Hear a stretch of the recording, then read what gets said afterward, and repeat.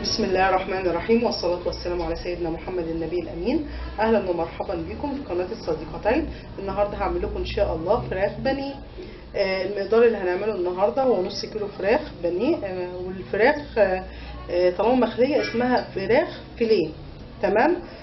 لما بتتعمل بالبيض بنقول عليها فراخ بانيه. دي بالنسبة للمعلومة من ضمن الأكلة النهاردة. ان شاء الله هنجيب الفراخ. اول حاجه ادي اهو نص كيلو، بحطه في طبق غويط. طبعا بنكون غاسلين الفراخ كويس جدا بالميه والملح والخل، وممكن لو في ليمون كمان يبقى احسن، بس انا بحب اكتر الخل عشان خاطر يشيل الزفاره طبعا، والملح بحطها شويه في الملح والخل بس من غير ميه، لغايه بحس ان هي بتنزل سائل ابيض كده، بشطفها كويس كذا مره وبصفيها وبتبقى بالمنظر ده. تاني حاجه ان شاء الله في المكونات عندنا النهارده البصل. تمام. انتوا مستغربين طبعا من شكله. انا جبت البصله، هي بصله واحده، قطعتها حتت صغيره وحطيتها في الخلاط مع شويه خل، معلقتين خل بالظبط، وضربتهم في الخلاط. تمام. ادي التوابل بتاعتي، هيل او حبهان، ملح، كمون، فلفل اسمر بس. انا ما بستخدمش اكتر من كده في الفراخ البانيه عشان يبقى الطعم ظاهر فيها. وفي تكه جديده، شفت في فيديوهات كتير ما بيحطوش بقدونس، بس انا بحب في الفراخ البانيه احط حزمه بقدونس، بتديلها طعم جميل جدا. تمام. طبعا دي تتبيله يا جماعه، بس انا بظبط الفراخ ديت قبلها بيوم بالليل. تمام. عشان خاطر تديلها نكهه كويسه، لكن لو انت مستعجله عليها ما تبقى ممكن 3 ساعات في الخلطه ديت. وبعد كده بننضف قطعه البانيه كويس جدا. تمام. انا كده طبعا بقلبها ماشي، وبنزل عليها بالبيضه اهي، بسم الله الرحمن الرحيم، وبسيبها كده في التتبيله ديت. يعني لو ليله يبقى حلو قوي، لو انت مستعجله عليها 3 ساعات ان شاء الله، عشان خاطر الفراخ بتاعتي تتشرب من البقدونس والتوابل والبصل والخل، الحاجات دي كلها من البيضه طبعا، وتبقى الفرخه عندي شريحه الفراخ عندي مستعده عشان تاخد البقسماط وعشان تتقلي، وبألف هنا وشفا على قلوبكم كده. انا طبعا بتقعدي تقلبي فيها كويس عشان خاطر تتاكدي ان كل التتبيله وصلت للفراخ. خلاص بألف هنا وشفا كده. خلاص. على فكره البقدونس بيدي طعم اكتر من رائع للفراخ البانيه، يا ريت تجربوه ان شاء الله، يا رب تبقى النتيجه موفقه ان شاء الله. هسيبها كده لمده 3 ساعات وهرجع لكم تاني ان شاء الله عشان نعمل الخطوه اللي بعد. بسم الله الرحمن الرحيم، ورجعت لكم تاني في وصفه البانيه. احنا دلوقتي جبنا دقيق ماشي، وحطينا عليه شويه ملح صغيرين، وحطينا عليه توابل، وجبنا فيجيتار اللي هو بتاع الفراخ البانيه. انا بجيب كيس للنص كيلو، طبعا بخلطه على الدقيق. طب يا جماعه ليش معنى دقيق؟ الدقيق بيخلي لك خلطه الفيجيتار ديت بتمسك كويس في حته الفرخه، ما بتخليهاش يبقى في طبقه وطبقه، لا الدقيق بيربطها ببعض كده. انا بقلبهم كويس، وهي بتبقى طعمها جميل جدا. تمام كده. انا جايبه صينيه وحط عليها كيس بلاستيك من بتاع السندوتشات. تمام. وحط عليها الدقيق بتاعي مع الفيجيتار، واديني هحط الفراخ البانيه عشان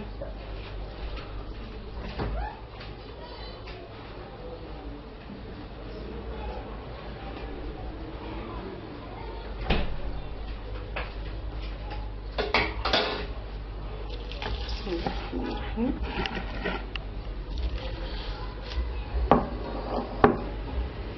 ادي اهي حته الفراخ اهي، بشيل منها البقدونس بالشكل ده، وبحطها في التتبيله، يعني اسفه في خلطه الفيجيتار اهي. بتضغطي عليها كده بالشوكه عشان خاطر ايه تاخد اكبر كميه من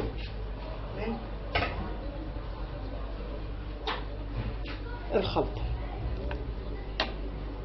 تمام اهي. بركنها على طرف الكيس بتاعي. تاخدي قطعه تانية وتشيلي، تحاولي تاخدي من تحت عشان يبقى ايه واصل له اكبر قدر من التتبيله اهي. وحركه الكيس ديت اهي عشان خاطر ما ايديكي ما تاخدش دقيق فيها او كده، تبقى جميله جدا.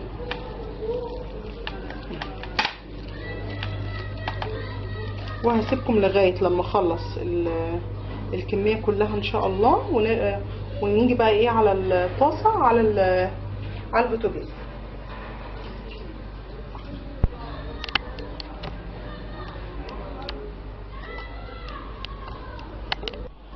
بسم الله الرحمن الرحيم. وحطيت الطاسه بتاعتي على النار عشان اقلي البانيه ان شاء الله. وادي الزيت، بحط زيت وفير اهو كده. واول ما بيسخن الزيت بعد طبعا اهو النار،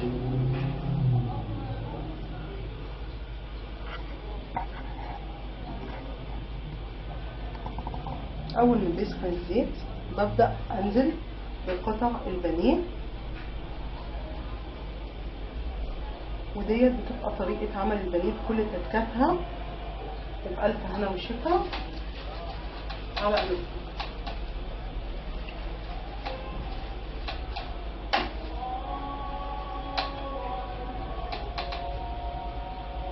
بسم الله الرحمن الرحيم اهو. تنزلي البانيه في الزيت بالراحة خالص.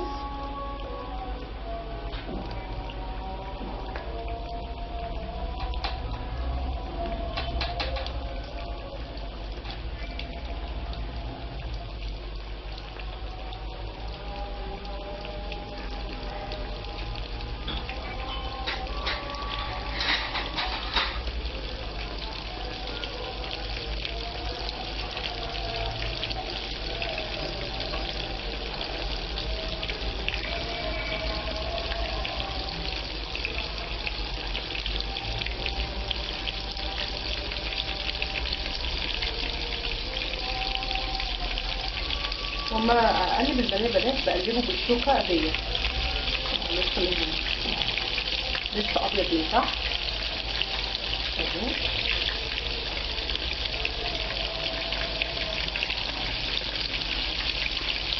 وكده بتبقى عمليه قلي البانيه. مجرد ان هو بيتحمر من الناحيتين بشيله منها على الطاسه، وبكون مجهزه طبق حاطه فيه ورق عشان خاطر يمتص ورق الزبده، عشان خاطر يمتص الزيت الزياده اللي خارج منه. والمفروض ان البانيه ما بيتقلبش غير بالشوكه دي عشان خاطر ما يبقاش فيه حاجه تاخد منه زيت. شايفين بالمنظر ده كده. اما اجي ارفعه وبحطه على الطبق اللي فيه الورق. وهنشوف البانيه ان شاء الله لما يخلص. وبألف هنا وشفا على قلبكم. وده يا حبايب قلبي منظر الفراخ البانيه بعد ما خلصت. وبألف هنا وشفا. وما تنسوش تعملوا لايك وسبسكرايب للقناه. ومع السلامه.